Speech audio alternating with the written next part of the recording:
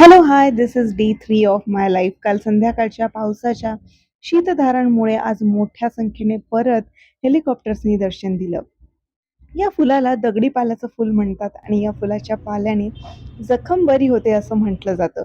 पण लहानपणापासूनच आम्ही या फुलाचा हा असा काहीसा दुरुपयोग करतो आणि आम्ही या फुलाला एक विशेष नाव दिलंय, टन टन फ्लावर. मेंदू सदृश्य अक्रोड त्याच्या मित्रांसोबत पाण्यात बिनधास्त पोहत होता. इथे पावसाळा पाठ सोडत नाही आणि याला पाण्यात पोहण्याचा नाद लागलाय.